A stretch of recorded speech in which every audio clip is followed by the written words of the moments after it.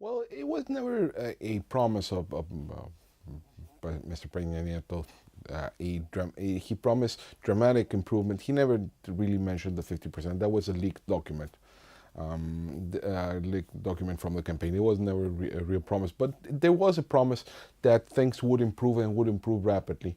I think that was overly optimistic. I think they probably underestimated the size of the challenge of reducing crime. Yes, there has been some improvement. Homicides probably declined around 10% in 2013 on the heels of a 5% decline in 2012. So that's that's good news. Other crime indicators are probably not pointing in the right direction, particularly kidnappings. Kidnappings are were 20% higher in 2013 than in 2012, and that was a record year in terms of reported kidnappings in Mexico.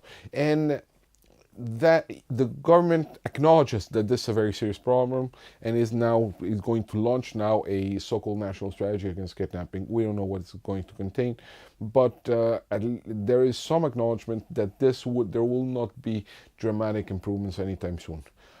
Is this costly for the president? Could be.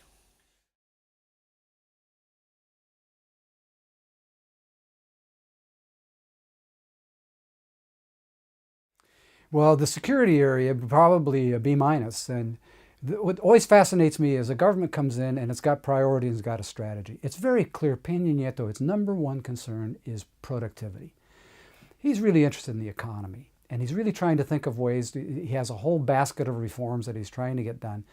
Any president who does it has to set priorities, and he put his priorities on fiscal reform, labor, education, and other areas, political reform. And so security was a priority, but when you start listing those priorities, it's not at the top. And in that sense, it hasn't gotten the attention, hasn't gotten the presidential involvement that these other reforms have. My expectation is, as reforms go forward, if Peña Nieto is really successful and is able to get his baskets to operate, then he'll turn to security and begin to give it more attention and more involvement. But so far, a president can only do so many things in the first year, and I think he's set out his priorities in a different way.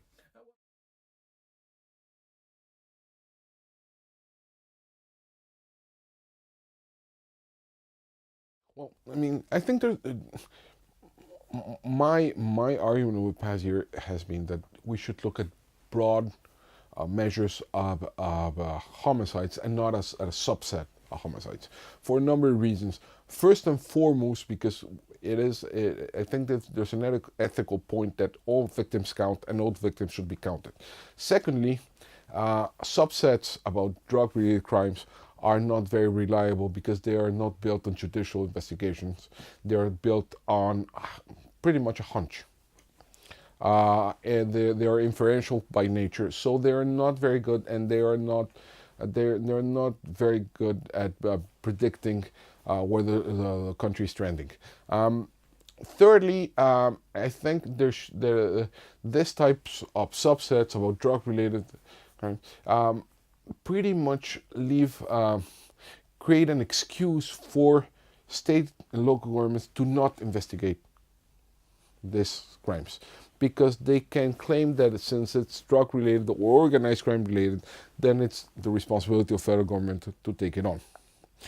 Uh, and since the federal government does not have the capacity to take on this large number of homicides, no one is investigating. I think that is creating a moral hazard problem. So, looking, and of course, I mean, the broad databases on homicides, particularly the ones that are built from public health sources, are not perfect, but they do provide something of a picture, at least give you a sense of proportion of how big is the challenge. And the challenge is huge.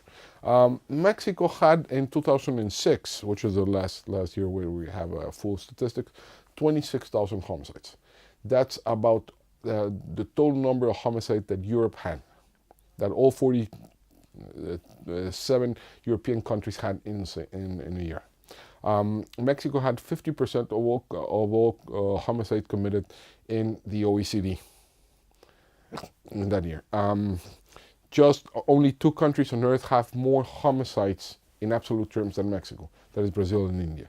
So there is a huge challenge, and it's important to think of this as a huge challenge. We need a sense of urgency that just looking at discrete subsets does not provide.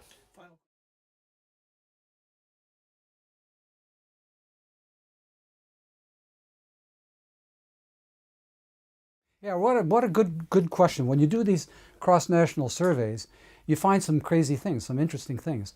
The Costa Ricans, who have a very, I think, good level of public security, if you look at the public worry about security, it's very high. The Colombians, who had a terrible situation of public security, it's improving.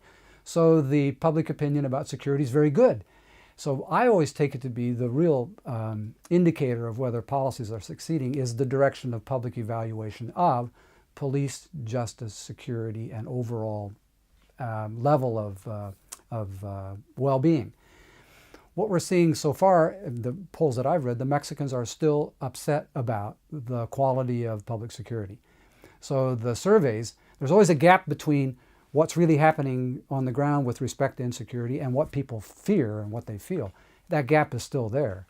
And so I'm not seeing the real trends toward better perceptions of security in Mexico. And that's going to be the ultimate grade. I mean, I think there are, you have to make distinctions in terms of time horizon, in terms of specific agendas.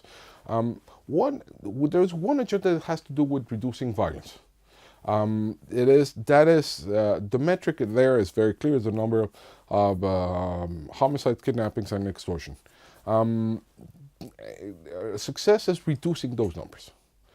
And that can be accomplished gradually in the relative short term. I don't want to put a specific number, but moving in the right direction. But it cannot be the alpha and omega of security policy in Mexico. There's a second agenda that has to do with enhancing the rights of Mexicans, guaranteeing the rights of Mexicans to justice, to security, to live their life in peace. And that has to do with transforming the institutional framework. That has to do with transforming the criminal justice system, transforming police forces, transforming the prison system, creating an environment where laws are abided by and where people have recourse to state institutions to solve conflict. That is a longer term process, but I think you can look there at process metrics, whether some of the reforms that are already underway are moving along. And thirdly, and this is an important thing to remember, Mexico will be battling organized crime for decades to come.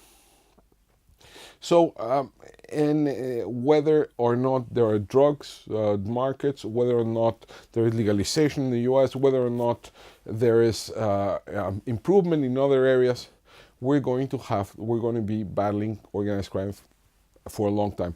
The U.S. has been battling organized crime for more than a century. The same will be the case in Mexico. So, what should we expect of that? Well, at least creating first the institutional infrastructure to deal with that, the legal and institutional infrastructure to deal with large-scale organized crime, and secondly, whether you can, at least in some areas, at least at the local level, at least you can start to marginalize, to contain, to manage this threat. I think, again, will take us many years, but I think there are some ways of measuring progress. I mean, the U.S. still has organized crime. It is no longer a major threat, not even to local governments. I think that is Italy's similar story. I think that's the type of narrative that we need in Mexico.